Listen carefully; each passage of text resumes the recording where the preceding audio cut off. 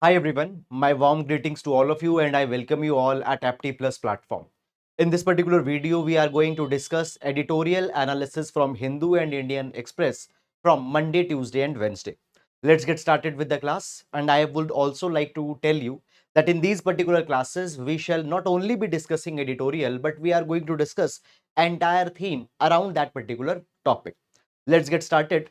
So here we have one article. This is from the Hindu newspaper, and the article reads, "Is it time for proportional representation?"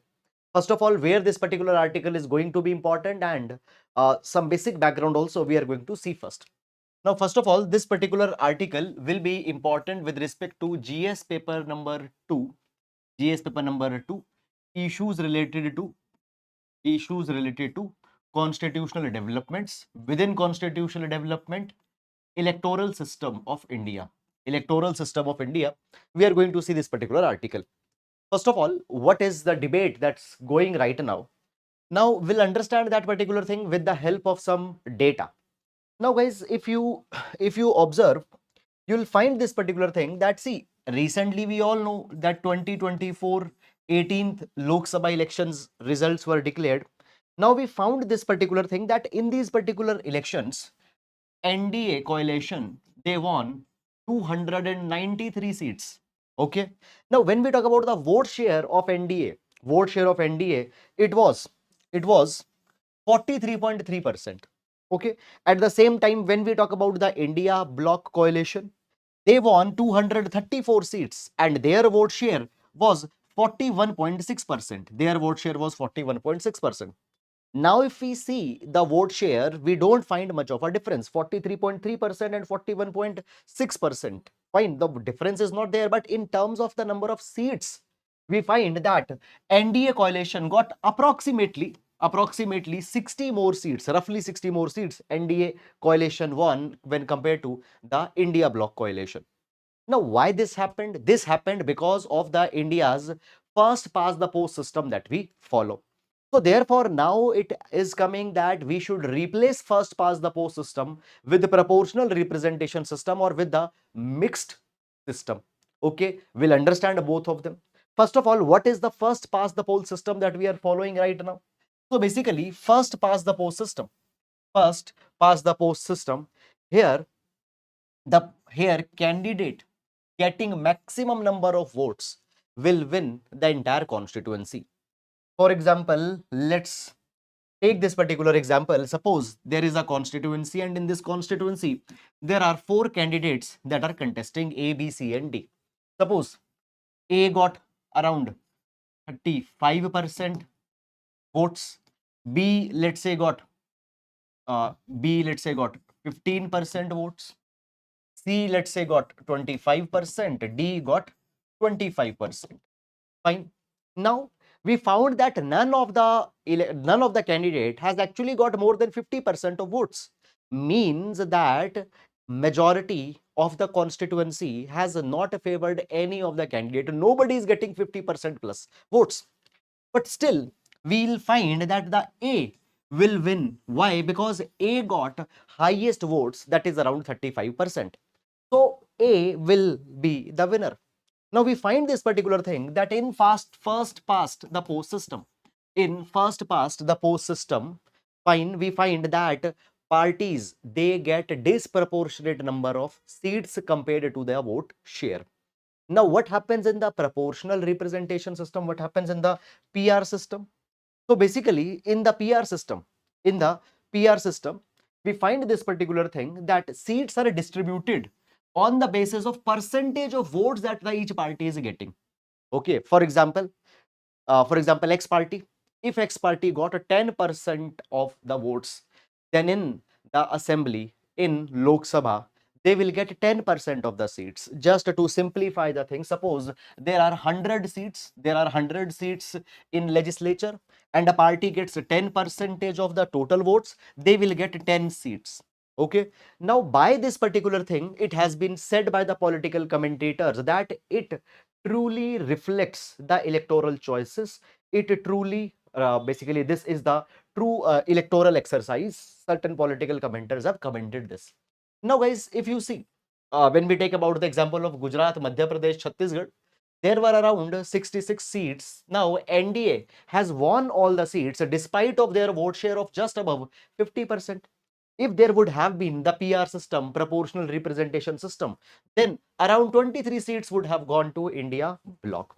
But this has not happened because of the first past the post system, winner takes it all that we are following right now. Now, it has been said that, see, there rather, now see, moving from first past the post system directly to the PR system might not be feasible because it will be a very big change that might come. So therefore, in this particular article, a suggestion of MR, that is mixed member proportional representation system, MMPR, has been given. Now, what is this MMPR? Let's understand that and whether it will work in the case of India or not. So MMPR, it is a mix of both first past the post system that we are following right now and PR system that we just now discussed. And here we have certain countries which are following it. Fine. For example, when we talk about Germany, now Germany is following MMPR system, that is mixed member proportional representation system. Now, how it happens in Germany or what this system is all about, let's understand. Now, when we talk about Germany, when we talk about Germany, so Bundestag, fine, Bundestag, which is equivalent of Lok Sabha in India. So Bundestag of Germany, there are 598 seats. There are 598 seats. Now, 299 seats, 299 seats and 299 seats, they are divided in two parts. Fine. Now, for 299 seats, what happens? Voters, they vote for a particular candidate and the candidate getting the maximum number of votes will win. So, in a way, they are following first past the post system for 299 seats. First past the post system, what will happen? Voter will vote for the candidates and the candidate getting maximum number of vote, even if it is less than 50%, will win that seat. Okay, so for 299 seats, system like India, FPTP, they are following. But the next 299 seats that they have, it is filled on the basis of party getting the particular share of votes. So basically, how these 299 seats are distributed, let's say there are five political parties, A, B, C, D, E. Okay, now these political parties will see that how much percentage of votes they got. For example, A party got 20% votes, B party, let's say, got 30% votes, C party, let's say, got again 20% votes. Okay, D party got 15%, E party got 15%. So out of 299, 20% seats, 20% of 299 will go to A, 30% of 299 will go to B. Likewise, the seats will be filled. So basically, what they are doing, they are following this particular mixed system. 299 seats, 50% are filled from constituencies under FPTP, and rest are given to the parties which secure the votes. Now, one particular condition is also there, that minimum you need to get 5% of the votes. Okay, parties getting less than 5% of votes, they will not be considered for those 299 seats. So minimum 5%, and after the 5%, whatever is your vote percentage share, on that basis you will get the seat. So I hope it is absolutely clear to all of you. Okay, so parties, they will get according to their vote share minimum, but at least 5% votes they need to get. Now the similar system is followed in New Zealand also. Similar system is followed in New Zealand also. So when we talk about New Zealand, so New Zealand has 120 seats in their House of Representative. Now what they are doing, 60% seats are filled through FPTP system. Likewise, voters will vote for candidates and the candidate winning maximum number of votes will win the election, and remaining, that is 40%, are allotted to the parties which secure minimum 5% of the votes, and then further on their basis of vote share they will get the seats. So minimum eligibility in both Germany and New Zealand is that your party should have at least 5% votes, and after that, on that particular percentage, that if you're having 10%, then 10% seats, 20%, then 20% seats would be given. So this is a system that has been followed. Now here we find this MMPR system, that it has provided benefits of both PR as well as the FPTP. Now, even in the case of India, what happened, so Law Commission in its 170th report that was given in 1999 has suggested the MMPR system for India. and they have suggested that at least 25% seats. Now, if you see, in case of Germany, it was 50%, in case of New Zealand, it was 40%. So, in case of India, they have suggested that at least 25% of the seats should be given through PR, means political parties, on the basis of their vote share, they should get 25% seats should be kept aside.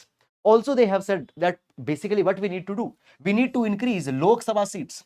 We need to increase the number of seats in Lok Sabha, though anyhow now as a delimitation will happen in 2026, there is a possibility that these seats will increase. Okay, now as I told you, the delimitation exercise is coming in 2026. So post delimitation, what we can do, now the delimitation constituencies will be revised.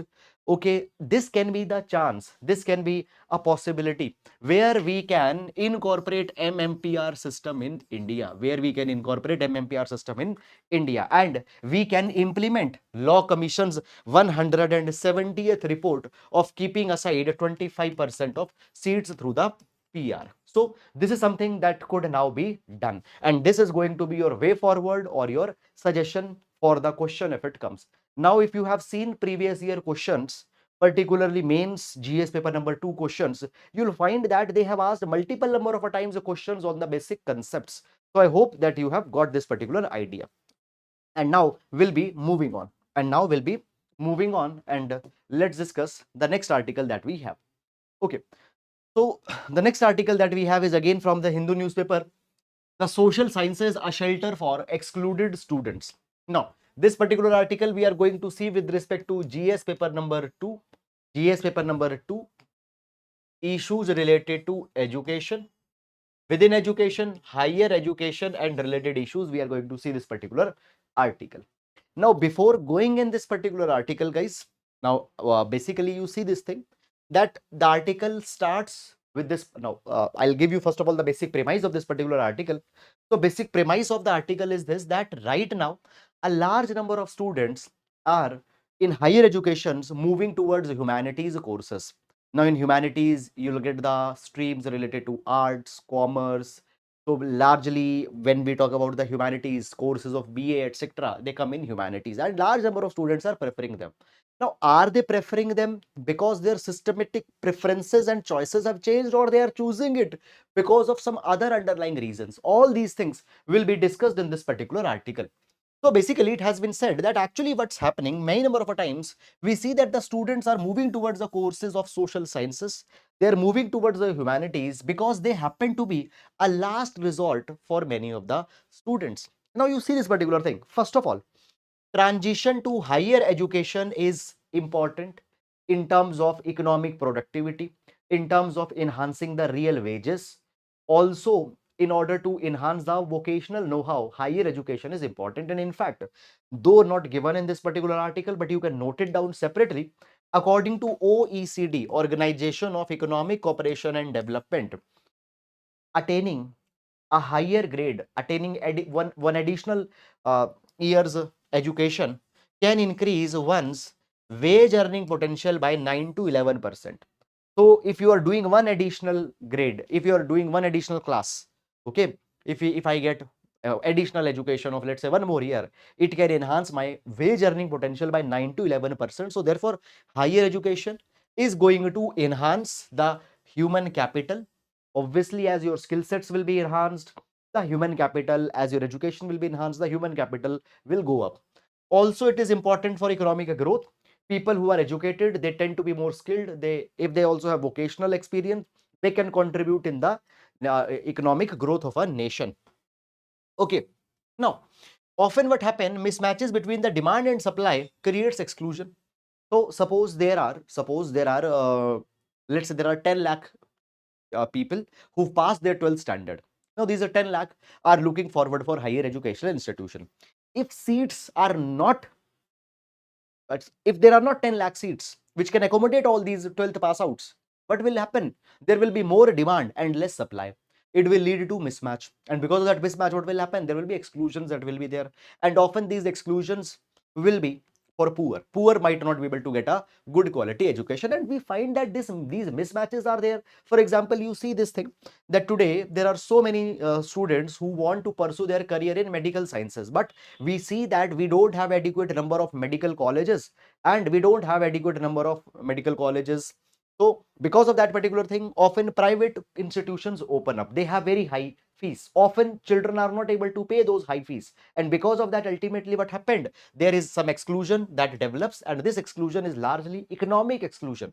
So point is that we need to provide adequate number of seats in higher educational institutions so that nobody is forced to choose some other curriculum simply because there was a gap. Now, you see this thing that when we talk about the exclusions are largely of three types.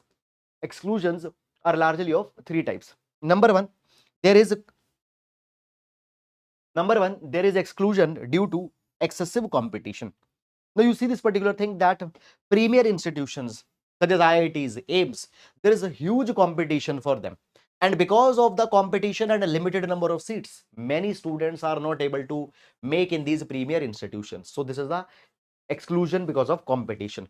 The next that comes here is that exclusion because of the financial factors. Now you see this particular thing, particularly when we talk about the technical courses in engineering, courses in medical sciences, MBA courses, often they tend to be very expensive. And because of that, large number of students are not able to pay those high fees. Particularly, this is concern in private educational institution. And because of that, what happens? Exclusion happens here. Then the third exclusion that happens here, it is because of the, a minute. So then the third exclusion that happens, it's largely because of the non-availability of a desired course. It is because of the non-availability of a desired course. Now you see this particular thing.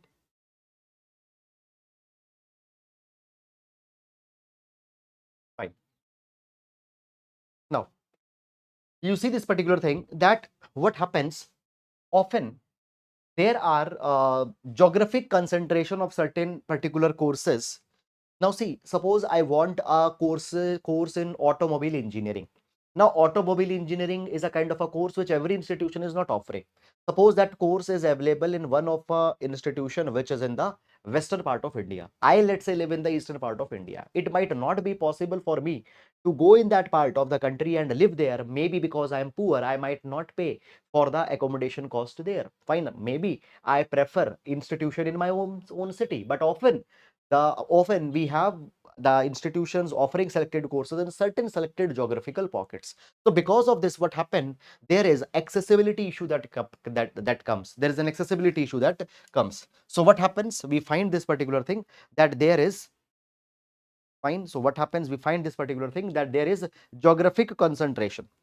A minute.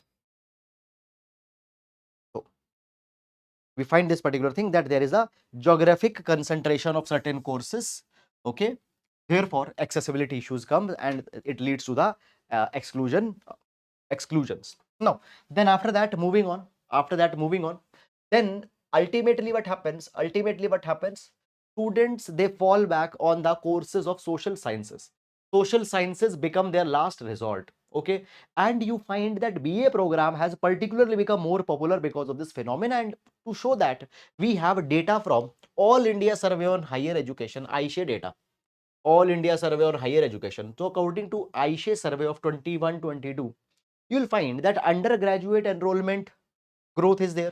So in undergraduate courses, 4.1% more enrollments have happened. So growth rate is 4.1%. In PG courses, growth rate is 5.9%. Good. But if you see enrollment growth in BA courses, it was 15%. In MA programs, enrollment growth was 26.5%. So we find that humanities, social sciences oriented courses have become more popular. Now, why they have become more popular? Is it because that the students have suddenly started liking them?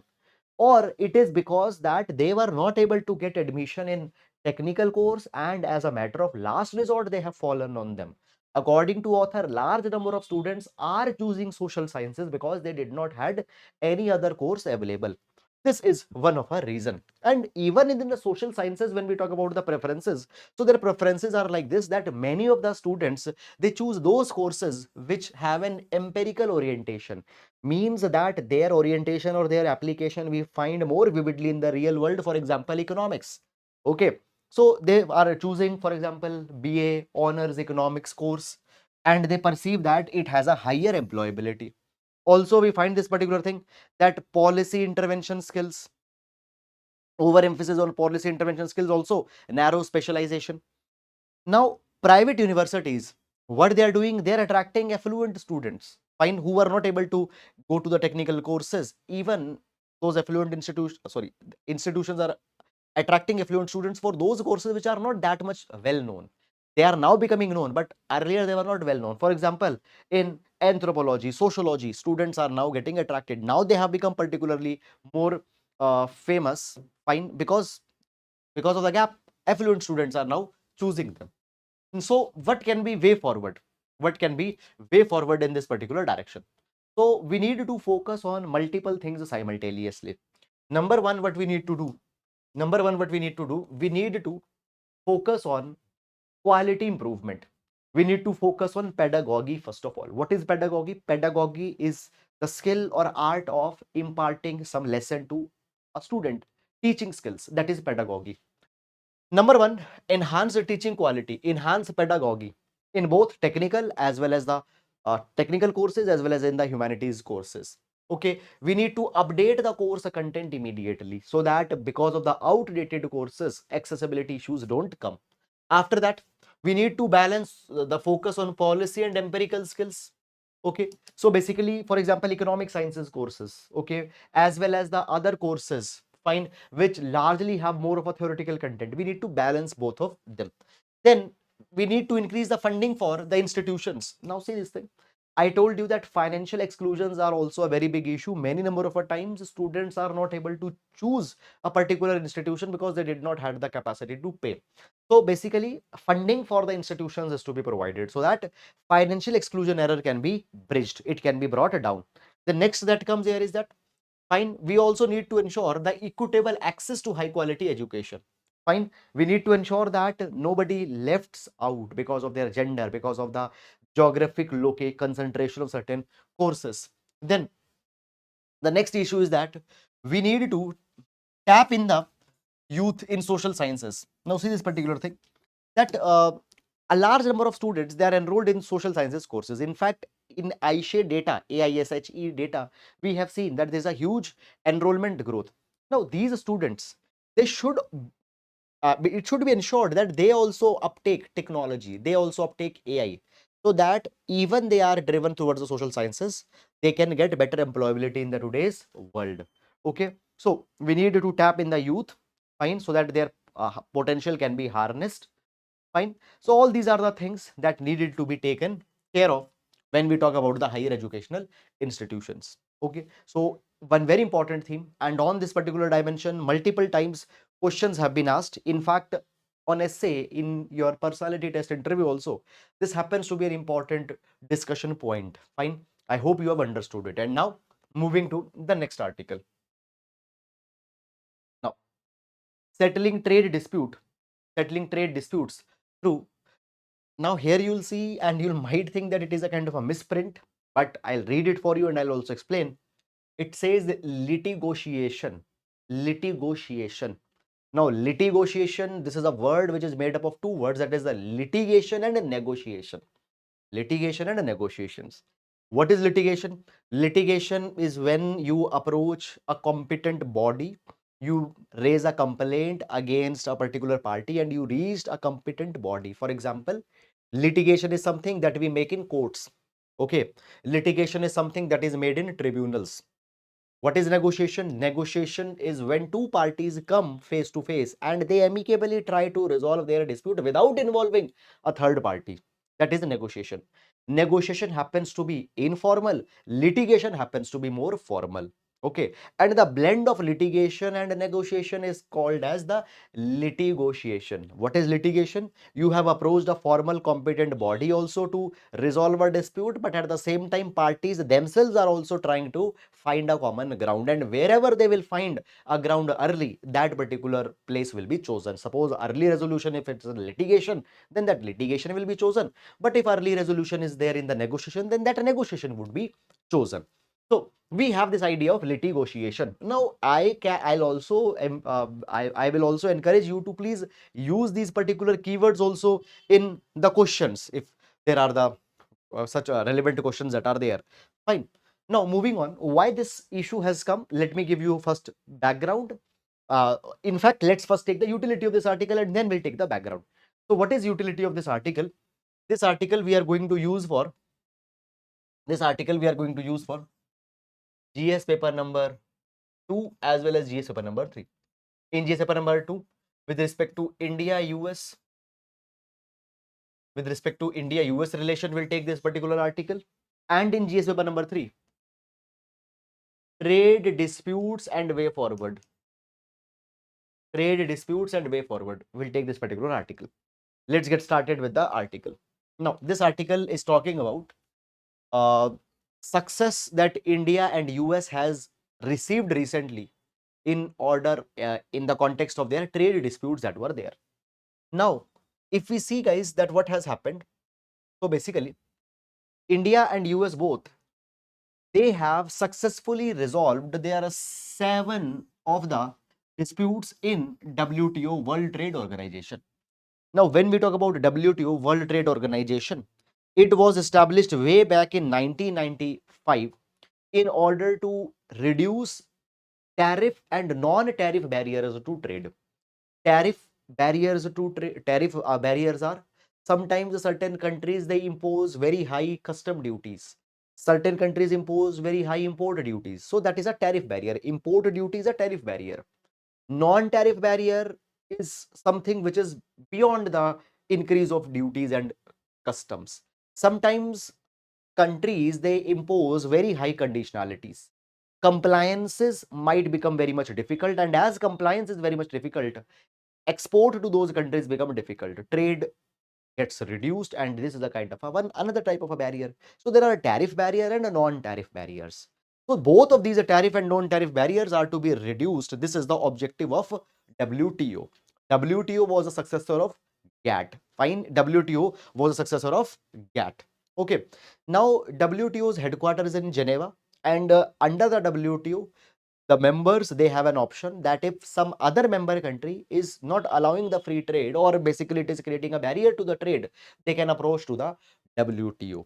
Okay, and what has happened, there are disputes between India and US under the WTO, and obviously as they are the disputes under WTO, they largely pertain to the commercial nature. These disputes are commercial nature. Now what happened recently, one of a trade that has been resolved between the India and USA, that was with respect to poultry sector. So in fact, we have discussed that the 7 trade disputes have been resolved. 7 of the trade disputes have been resolved. Just a minute. Yes.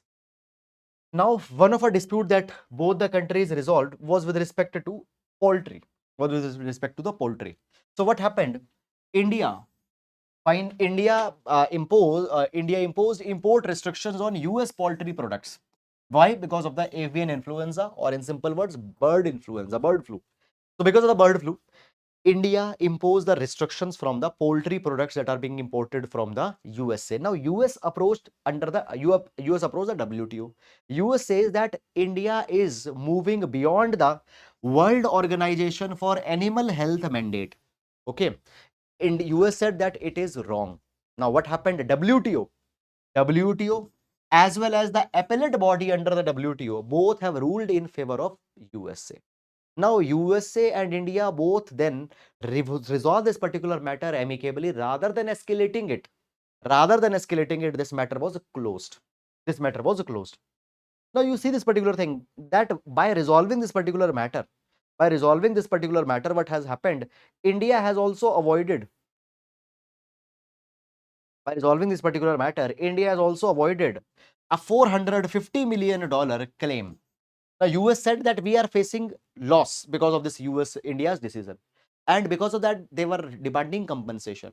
Now, by resolving it, India has also avoided this particular compensation. Moreover, India has also agreed that we will reduce the tariff not only on, we will not only resolve this particular poultry dispute, but tariff will be resolved on the products such as cranberries, blueberries, fine frozen turkey, duck meat. On this also tariff will be reduced. So this is something that is good. And guys, you see this particular thing that in international relation, trade relation happens to be a very important component of a relation between any two country.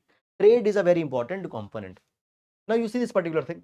You see this particular thing that as this particular negotiation has happened, fine, it is being seen as an important diplomatic breakthrough. Diplomatic breakthrough.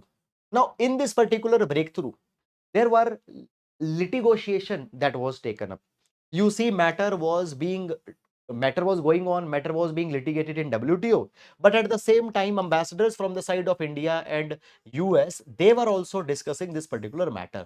So this is an example that how litigation works. Litigation works. Okay.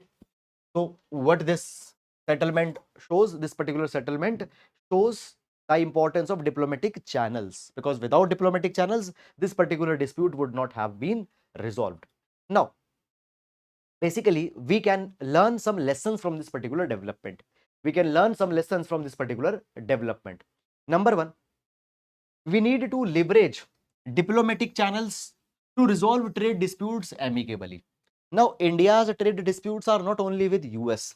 India has trade disputes with multiple countries, and this template of litigation, that is litigation and negotiation simultaneously, should be resolved.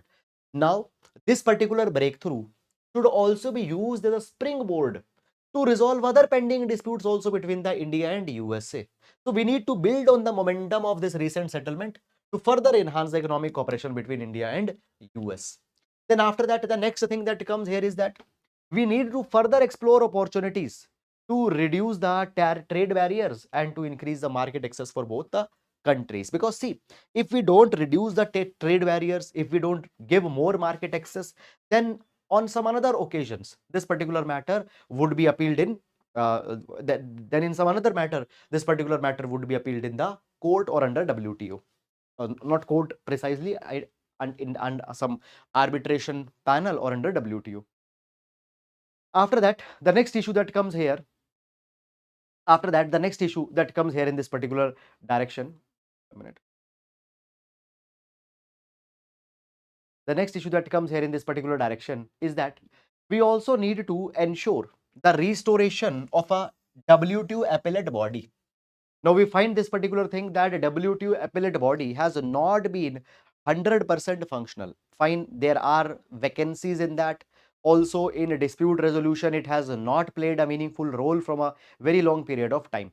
So basically that is needed to be resolved.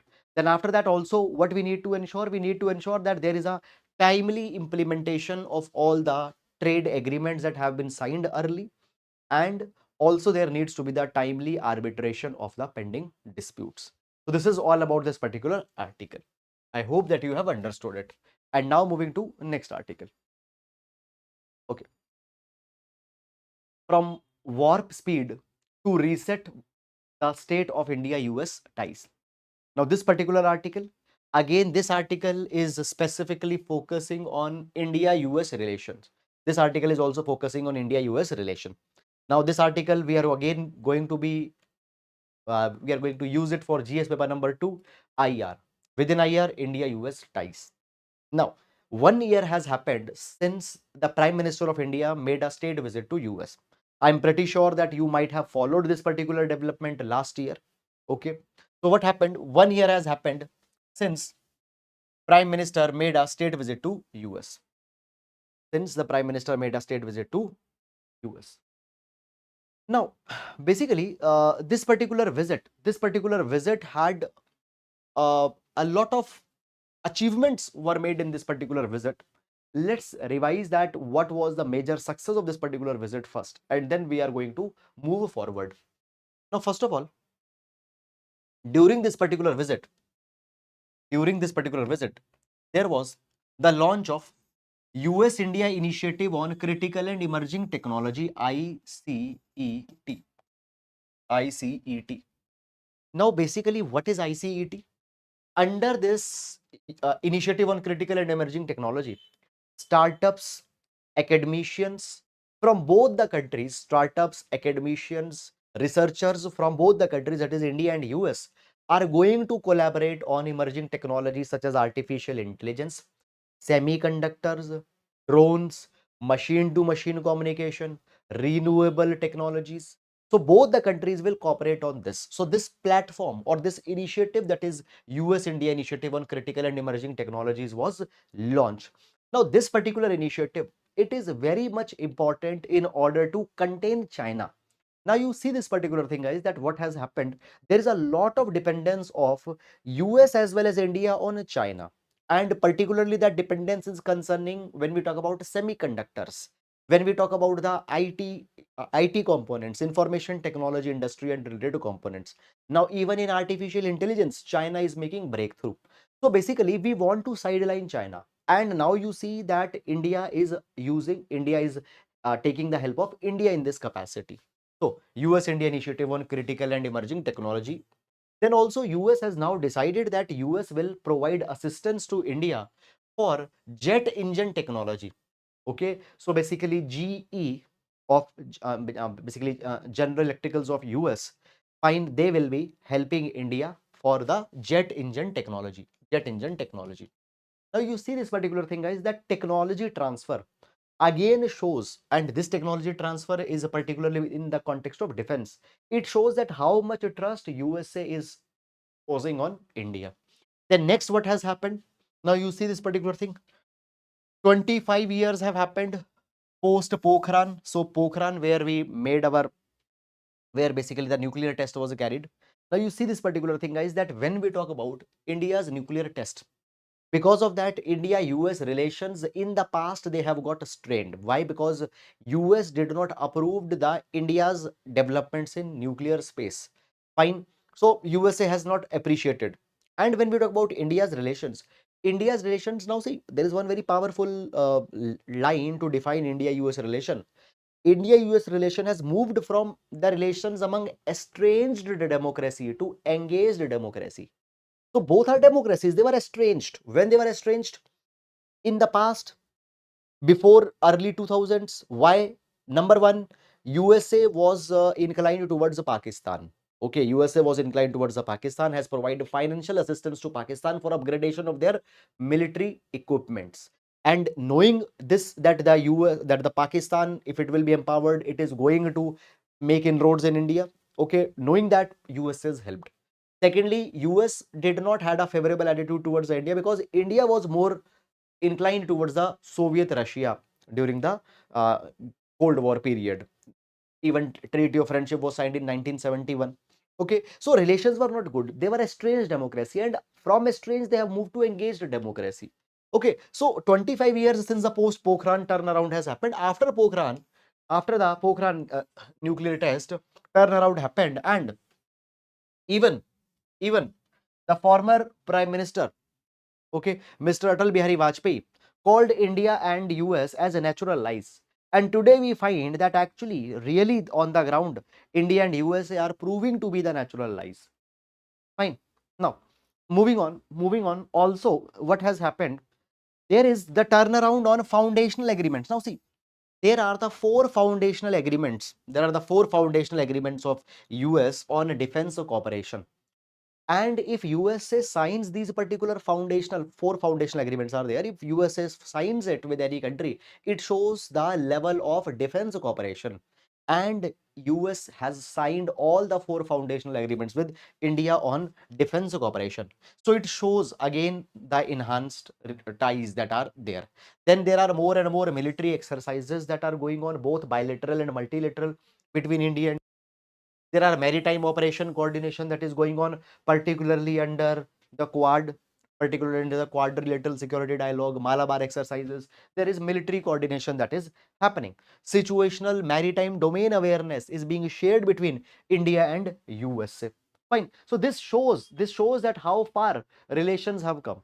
They show how far the relation has come. Moreover, guys, there are also what we say cooperation happening because of the China factor. You see, okay. Also, we find this particular thing that there is a mutual understanding between the India and US because of the de-hyphenation of US-India ties. Now, what is this de-hyphenation? Now, see, in past, US's foreign policy with respect to the India was connected with its foreign policy with the Pakistan. So basically, what happened? US clubbed India and Pakistan. US clubbed India and Pakistan when US's foreign policy in this particular region was clubbed. So US saw that okay, if X will be done with the India, what will be the impact on Pakistan? Or if something will be done in Pakistan, what will be the impact on India? So foreign policy with the India and Pakistan of US, it was connected. But now the de-hyphenation has happened. What it means? It means that USA carries independent foreign policy with India and entirely a separate foreign policy with the Pakistan. Fine, it does not connect both of them. Okay, so this is something that has happened. Also, both India and USA, they have shared concerns over the China's aggression. Now, China has become quite aggressive. You'll see in the um, Galwan incident that happened. Okay, around line of actual control, China is becoming aggressive, which has concerns in India. Then China is becoming aggressive in South China Sea. And you see that the disputes that it is having with the countries such as Philippines, etc. Okay. Now, because of that attitude of China, US also get threatened that the China might undermine the hegemony of US in near future. So China, US is concerned, India is concerned with respect to China's aggression, and because of that, both countries have a common ground. Now, however, everything is not good also. Everything is not good also. There are certain concerns also that are there. Now, what are the concerns? Let's discuss them. So basically, first of all, there are the divergent positions, divergent views on Russia's war in Ukraine. Now, if we talk about this Russia-Ukraine war, outrightly, US and West, they consider that Russia is an aggressor. And at every platform, they pin entire responsibility of Russia-Ukraine war on Russia. And they expect that India also should criticize Russia for this particular war. But if you see, India has an independent relation with Russia. India has a lot of dependence on Russia on multiple things. For example, number one is the crude oil. Then on defense also, if you see, BrahMos missile is a collaboration between India and Russia. After that, S-400 air defense system that India recently inducted, that also we have got from Russia. Then on crude oil also, Russia has become a significant provider of crude oil to India. So on crude oil, on defense items, as well as on other economic front also, rupee ruble arrangement has been signed where trade between Russia and India is happening in their domestic currencies. So Russia has been an important player for India, and India cannot directly take a position where it pins all the blame on Russia for this Russia-Ukraine war. So this is something where there is a divergence that comes. There is divergence that comes. Okay. So US focuses on international law. India talks about the global south. So US, what in a way US happens? US aims or US advocates retaining of the present international law. India says that no, present international law. In fact, the present global institutions that are there, they are more inclined towards the West. And often they become the institutions which propagate the Western propaganda. Okay, that is something that is there. India wants that institutions should be reformed. India says that more level playing field should be given to the global south. So this is something where the divergence is there. However, now compromises are also coming. Compromises are also coming. What is happening? So now USA is withdrawing the objection of India's purchase of Russian oil.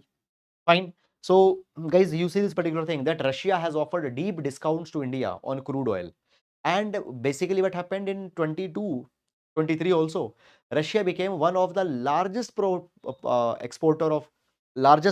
of crude oil to India.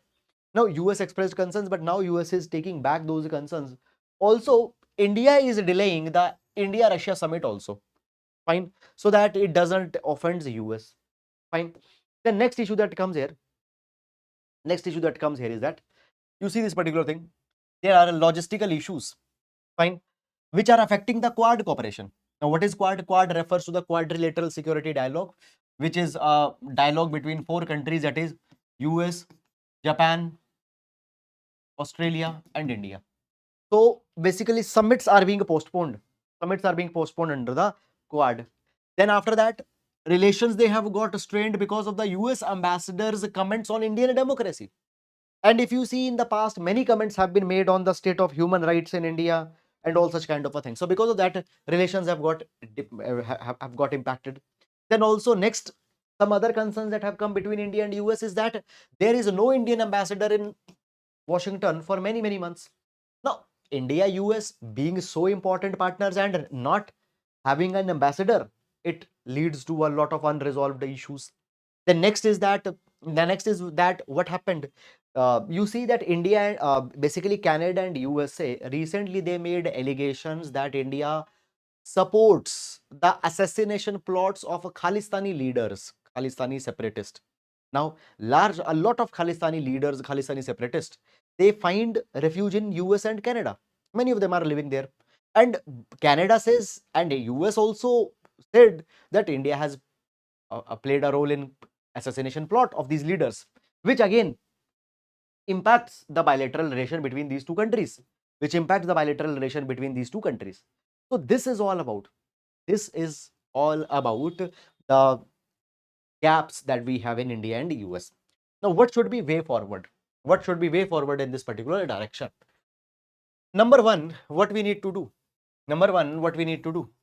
We need to enhance diplomatic engagement in both of the countries. Now, how to enhance the diplomatic engagement? Number one, immediately ambassadors positions is to be filled. Okay. Number two, what is to be done? Diplomatic channels need to be strengthened so that real-time information can be shared. Sensitive issues can be discussed immediately. Then next is, we need to continue to build on ICET.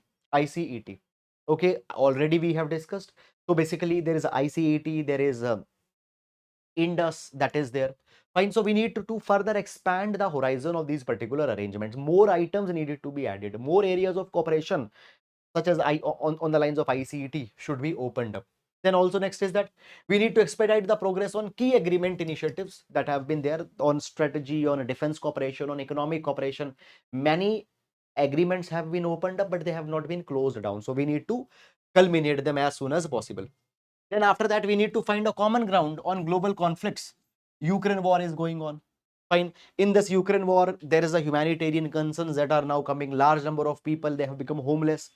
There is a simultaneously war that's going on in Gaza also. And because of that Gaza war also, there are a lot of humanitarian concerns that have developed.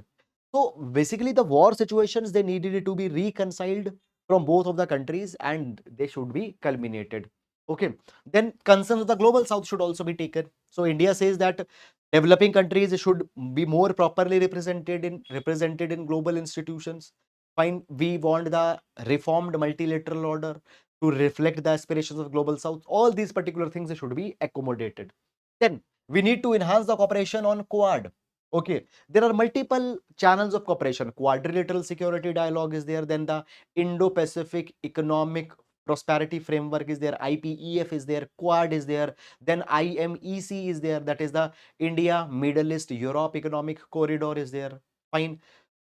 Okay, so multiple initiatives that we have where the US and India cooperates. We need to ensure that these initiatives, these platforms are well functioning. We need to ensure that they should be operational. Okay, the next is that we need to also, guys, if you remember, you we have discussed this particular thing, that there was an allegation that was made by the Canada and US against the India, that India has played a role in assassination plots of some Khalistani leaders. So India needs to conduct the thorough investigations in these particular allegations. Okay, need to ensure that fair. Now we understand this particular thing. India needs to ensure that their concerns are taken care of. Okay, and we need to promise the fair investigation. Okay, it will enhance the credibility of India, diplomatic credibility of India. Also, we need to cooperate with the US and Canadian authorities. So it will build the trust. Then the next thing that comes here is that we need to adjust to the new coalition realities also. Now you see that fine, this time we find that the ruling government, they had a weak numbers in parliament. Because of that, there are the coalition partners that they have to use. Moreover, opposition is also now becoming more and more stronger.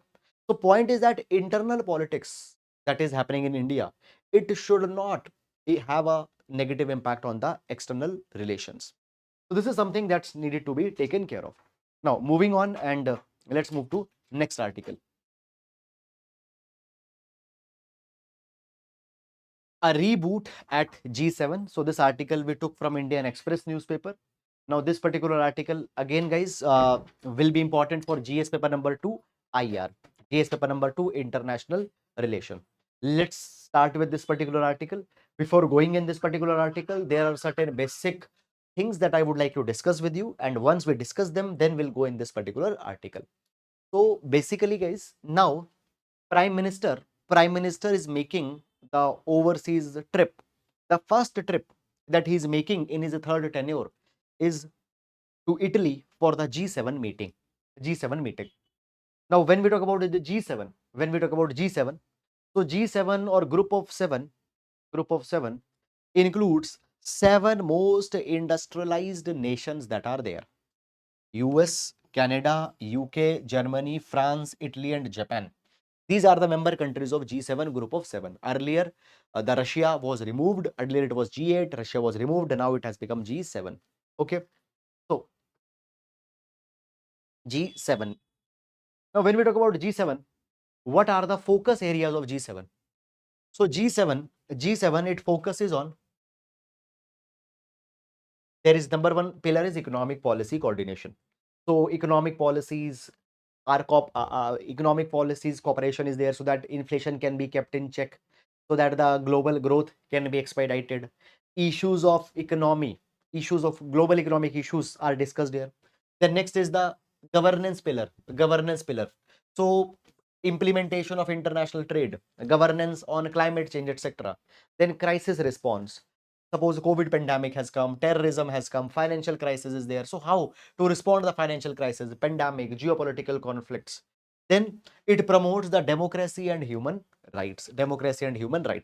Now, annual summits of G7 countries happen, and basically, what happens? One of a country in within the G7, it will host the G7 meet. Now, when we talk about India, you will find this particular thing.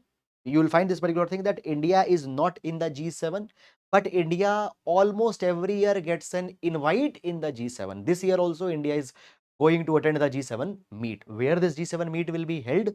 This year, Italy is hosting it. So, Prime Minister is will be visiting the uh, Prime Minister will be visiting Italy. Now, this summit also will mark the 50th anniversary of G7. 50th anniversary of G7. So, few things that you need to keep in mind is that, see, in the past, we have seen multiple number of times that when there is such kind of a thing, such as a 50th anniversary or something like that questions are asked. In the UPSC. So, therefore, you need to keep it in your mind. So, 50th anniversary is there. Now, number one, when we talk about this G7 summit that is being held, now this particular summit will highlight the conflict that has emerged between West and Russia-China combined. Now you see this particular thing, guys, that particularly because of the Russia-Ukraine war, number one, Russia and West, particularly the USA's divide has increased. Then we find this particular thing that with China, USA earlier had the tensions because the USA says that the China has played a role in the pandemic. Second, US says that the China aims to move towards the trade weaponization. They want to use this dependency. Now you see, a large of countries, including US, they have dependency on China on multiple domains. Now US says that the China will weaponize this particular dependency on the trade. So there is the de-risking and decoupling movement that has got started already. Okay, that is one dimension. Then also what has happened? USA finds that the China is the next country that might replace US as a global power. So China is facing US is facing an existential threat from the China's rise, from China's rise. Okay, that is something that is happen. Okay, one more thing. There is one word also, that is a Thucydides trap. China used this particular word. What is this Thucydides trap? That means, so basically, it has been said that when one power is rising rapidly, then the tendency, basically, there is a possibility that there is a war that might break out between this rising power and already established power. Why? Because established power will see that the rising power will displace the existing power. So what happens? The war might emerge between these two countries. Okay.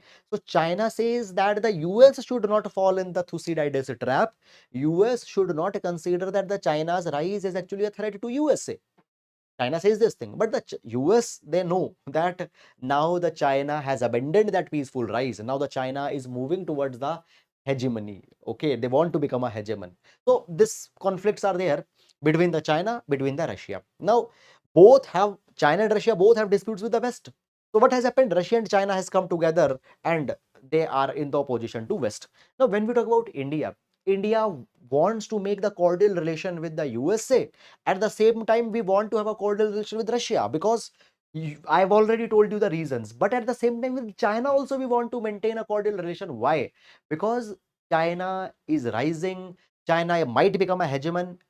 India has a land boundary with China. US does not have a land boundary with China.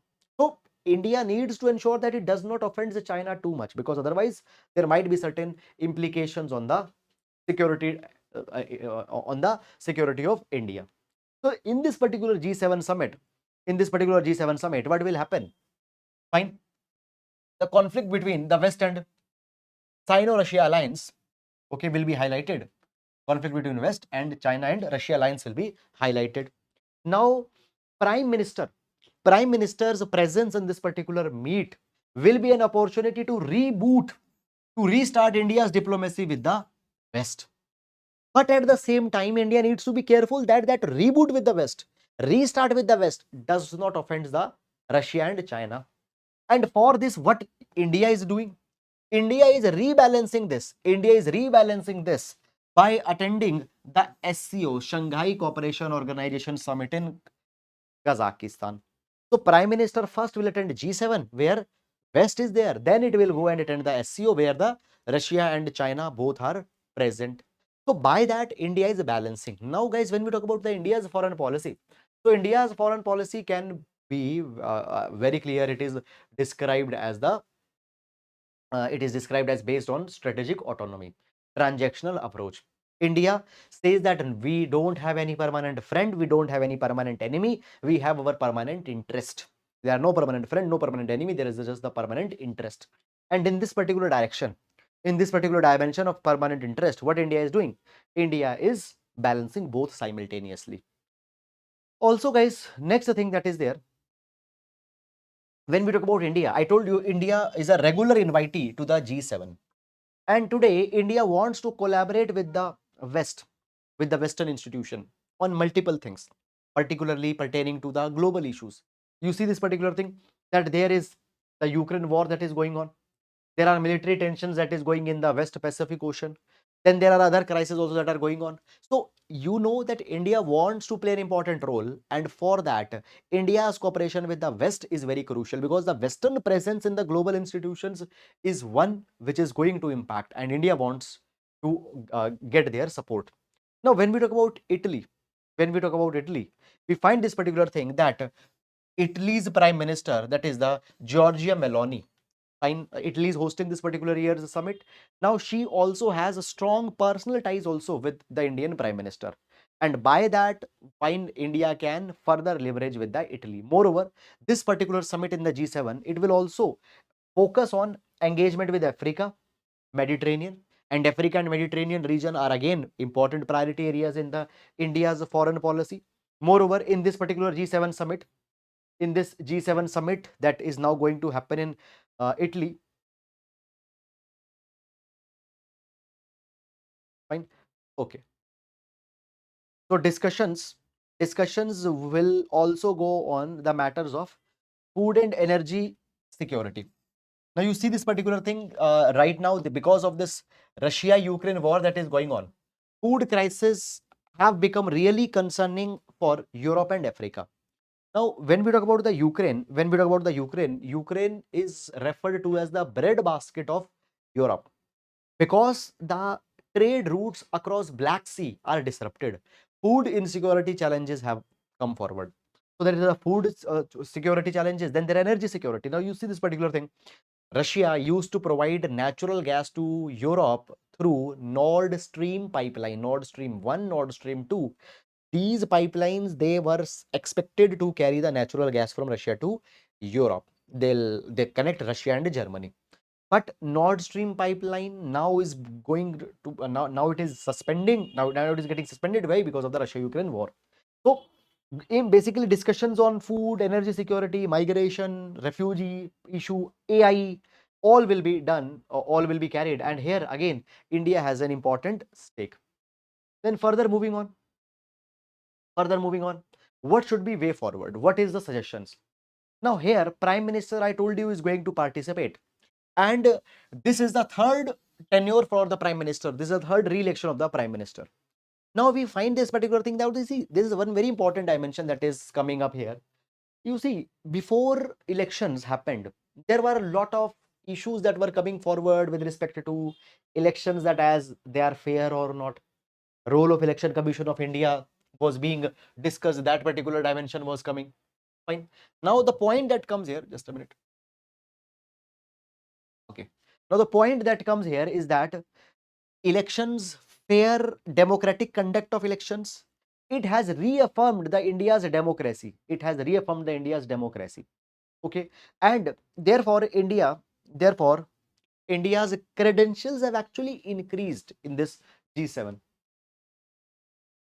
Next,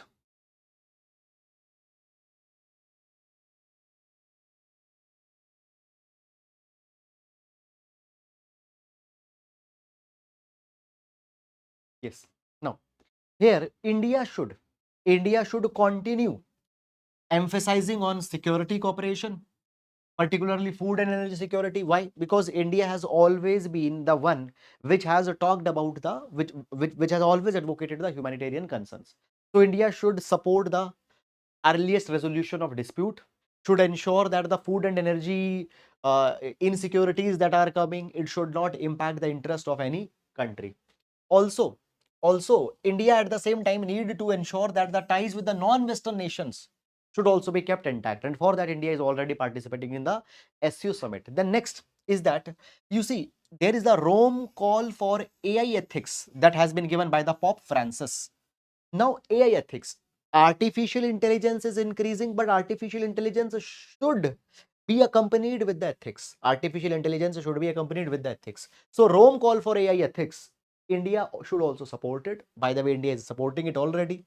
So, this is something that is there. Also, at the same time, India may not attend the Ukraine peace conference, but India should support the Russia-Ukraine dispute resolution. So, this is something that's there. So I hope that you have understood it. And now moving to the next article. So already G7 we have discussed. Now moving to next article. Okay, why India needs a third aircraft carrier? Why India needs a third aircraft carrier? Now this article will see with respect to GS paper number 3, issues of security. GS paper number 3, issues related to the security. Now, guys, see this thing that India already has the two aircraft carriers, that is the INS Vikramaditya and INS Vikrant. Now, India is moving towards the third aircraft carrier. As of now, this third aircraft carrier is being referred to as the indigenous aircraft carrier to IAC-2. IAC-2. Okay. Now you see this particular thing. First of all, when we talk about India, India has a coastline of more than 7,500 kilometers, and we need to protect that coastline. Also, India sits at the head of Indian Ocean. And when we talk about Indian Ocean happens to be an important place right now in the geopolitics. Why? Because it is a linchpin between West Middle East and Asia. West and Middle East and Asia, it is a linchpin, Indian Ocean. And India sits at the head of Indian Ocean. Also, India aspires to be a blue water navy. What is a blue water navy? Blue water navy is one which has presence in most of the international waters, oceans, seas. That is the blue water navy. So India aspires to be a blue water navy. Therefore, India is investing considerably on its naval fleet. And in naval fleet, one very important asset that's there is an aircraft carrier. Is a indigenous aircraft carrier. Now you see this particular thing that the aircrafts that we have, fighter aircraft particularly, many of them don't have very long range. They don't have very long range. So basically, they are carried on an aircraft carrier. It patrols the oceans, and whenever there is a need, that aircraft carrier will take off from. That aircraft. Sorry, my apologies. Aircraft will take off from the aircraft carrier, and it will land. So basically, these aircraft carriers, what you can call them, you can call them that they are the floating islands. They are the floating islands of a nation. And India is further enhancing its India further aims to ensure that we have more and more functional aircraft carriers. So the third aircraft carrier, IAC-2, India is looking forward to add in its fleet. Now this IAC-2, it will be constructed by Cochin Shipyard Limited. Cochin Shipyard Limited. Now, building of this aircraft carrier by Cochin Shipyard Limited, it is important on multiple fronts. Number one, if successful completion of this aircraft carrier will demonstrate India's technological capabilities on global scale, number one. Number two, it will project the Cochin Shipyard Limited. It will project the Cochin Shipyard Limited as a significant player in uh, aircraft manufacturing. India's dependency on other countries will reduce. So this is something that's very important. Now, certain dimensions, guys, that's coming here is that now you see this particular thing that we need to ensure that aircraft carrier building exercise of CSL, that is the Cochin Shipyard Limited, needs to be enhanced. Why we are talking about it? Let's understand. Basically, in 1990s, in 1990s, Mazgaon Dock Shipbuilders, okay, so Mazgaon Dock Shipbuilders, they have invested heavily in submarine building capabilities in 1990s. But what happened 1995 to 2005 is often called as a lost decade. Why lost decade? Because Mazgaon Dock Shipbuilders, they did not further leverage that submarine building capabilities. uh, Infrastructure that they have developed, it got disintegrated. Fine, then did not invested again in more technology acquisition, skill set building. Okay, so what happened with Mazda Dock Shipbuilders, that they were not able to leverage their submarine building capabilities, should not now happen with the Cochin Shipyard Limited. Should not happen with the Cochin Shipyard Limited. We should learn from our past mistake. Okay, now this is something that is needed to be taken care of. Now, when we talk about this aircraft carrier that we are talking about, there are certain issues that are coming here. There are certain issues that are coming here. Number one, high cost of this indigenous aircraft carrier. So it is estimated that it will be completed at the cost of $5 to $6 billion, which is a very high cost. Then secondly, there is an entire debate that is going on that should we really invest on aircraft carrier, or alternatively should we invest in missile technologies, we should invest in submarines. What we should invest in? Now, let's understand this debate in little bit more detail. Now, you see this particular thing that there is anti-access or area denial strategy that is being pursued by China and Pakistan. Now, what is this? So, China and Pakistan, they don't allow the ships or they don't allow the assets of the other foreign country to enter in their EEZ, exclusive economic zone. And how they are denying that access? They're denying this access by using submarines, by using the missiles, okay, cruise missiles. So they have denied the access. So there is anti-access or area denial capabilities of China and Pakistan that have been enhanced. And basically, what is happening? Their area denial is becoming so concerning that now even the USA is concerned out of that. Now, basically, the Navy, there's a debate going on that should we prioritize the sea denial in India, in the case of India also, through submarines, or we should focus on sea control through carrier battle groups. Okay, should we control the sea through the aircraft carriers or through more and more ships, or should we use our submarines in a stealth manner to deny the access to the other countries? We are still figuring it out. And in that, whether an aircraft carrier would be a meaningful choice or using submarines will be a meaningful choice, Now, Indian Air Force, they say this particular thing, that what we need to do, we need to rather use the upgraded fighter jets, and we need to equip the fighter jets with the maritime strike capabilities. Fine, this is one more. Okay. Also, what is happening? It has been provided that for that, fine, Jaguar, Sukhoi, 30 MKI fighter jets, they need to be provided with the enhanced maritime strike capabilities. This is something that is being provided. Okay. Some experts also say this particular thing. A minute. Some defense experts also advocate that what India needs to focus on. Already, India has the two extended arms in the ocean, that is Andaman, Nicobar, and Lakshadweep. So it has been said that we need to upgrade the Andaman Nicobar Island military capabilities. Okay, so we need to enhance them because they are the permanent arms of the India in the ocean. So we need to use them. Okay, that can be basically that will be more meaningful for India to invest in the capabilities of Andaman and Nicobar. So there are multiple options that are coming. One is using submarines. One is using submarines. Second is investing in the missile technologies, using the cruise missiles such as BrahMos for safeguarding our waters. Third that comes here is that using the upgraded aircrafts. Fourth is coming submarine. Fifth that is coming is using the Andaman and Nicobar Island as our strategic defense for the strategic defense purposes. Now, what we need to focus upon? We need to use a mixed strategy.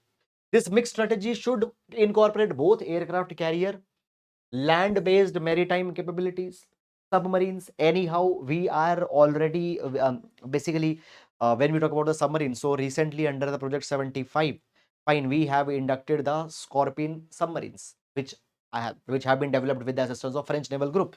So we should use a modified approach by incorporating all of this. The next is that as we are going to construct the indigenous aircraft carrier, okay, this indigenous aircraft carrier, in order to keep the cost in control, we need to use need to use a lot of local content. Now, by using local content, number one, cost will come down, and number two, also indigenous capabilities of India will be enhanced by that. Then after that, what we need to do? We need to prioritize our spending, fine, so that we can evenly spend resources on the aircraft carrier also and the submarines also at the same time. Fine. Then we can also explore the funding mechanism with the help of PPP partnership, private public-private partnerships can also be used. Then we need to have a long-term maritime strategy. Long-term maritime strategy. Knee-jerk reaction should not be there. In long term, when we are going to invest in submarines, when we are going to invest in aircraft carriers, when we are going to invest in the aircraft carriers. After that, the next is that inter-service coordination, Navy, Indian Air Force, their cooperation should be enhanced. Joint exercises, joint exercises should be carried between the different wings, that is the Navy and Indian Air Force, so that better integration, better synergy can be created. So these are certain things that need to be focused upon, that need to be prioritized upon immediately. So this is all about it. And now let's move to next article. Redrawing the red lines. Now this article is also from Indian Express newspaper. Now this article we are again going to discuss with respect to GS paper number 3, matters related to security. GS paper number 3, matters related to security. Now, recently, you might have followed it that there was a terror attack that was carried in Jammu and Kashmir. So recently what happened, a terrorist attack was carried on a bus of pilgrims on the Riyasi Katra road in Jammu and Kashmir. Now this terrorist attack was orchestrated by Pakistani sponsored terrorists. Now first of all, we find that there is a pattern in these particular attacks. Number one, we find this particular thing that these particular attacks are particularly made when some events of national significance happen in India. For example, recently what happened, the Prime Minister took oath, third term of the Prime Minister Mr. Modi began. And at this particular event, what happened? This particular attack was planned. So it was planned by whom? It was planned by the Lashkar-e-Taiba. So they have a history of making such kind of attacks. Number one. Now, second thing that we find here is that basically Pakistan is still following their strategy of bleed India by thousand cuts. Bleed India by thousand cuts. So basically, from time to time, what they do, they try to attack, they try to sponsor the terror attacks, which will slightly impact the basically see what the Pakistan wants. Pakistan does not has the capability to go for a direct war with India. Pakistan does not have that capability. So rather than making a full blown out war, Pakistan wants to make many different attacks in India through these terrorist outfits. So Pakistan is still continuing that particular policy of bleeding India by thousand cuts. It wants to keep the Jammu and Kashmir issue alive and unresolved. Now, Article 370, the status was changed, and after that, basically, now that was now why India did that. India wanted to, India wanted to give a very clear message. India wanted to give a very clear message to Pakistan that Jammu and Kashmir is an internal matter of India. We changed that particular status of J and Kashmir. Okay, but Pakistan is not able to digest that. They want to still keep that J and K issue alive. Also, we find this particular thing, guys, that see, one security dimension has also opened up here. One security dimension has also opened up here. Now you see this particular thing that over the years, uh, we claimed that now the terrorist outfits they have been swept out of India. But you see this particular thing that the still terror networks are there which are operating in the Jammu and Kashmir, particularly in the south of Pir Panjal region.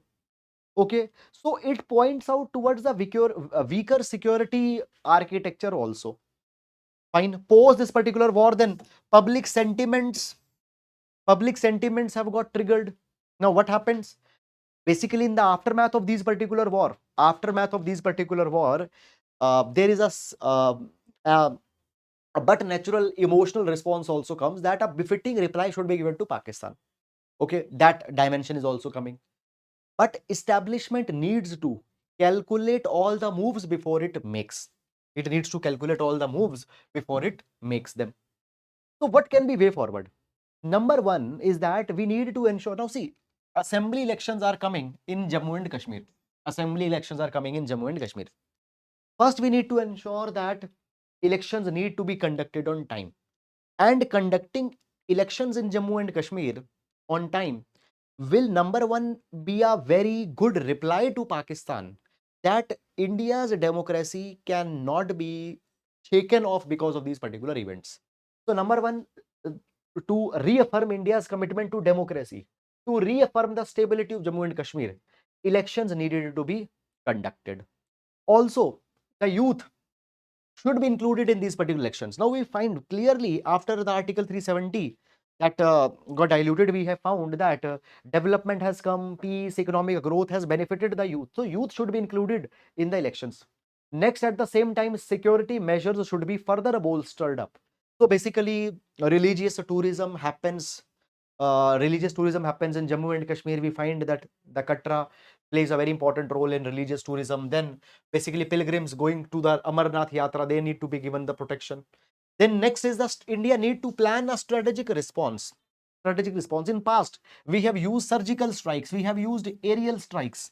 Okay, and they have set deterrents. Now we need to see that what type of response can be given by India. We need to redraw the red lines which Pakistan should never cross. And for redrawing that red line, strategically we need to see that what viable options we have.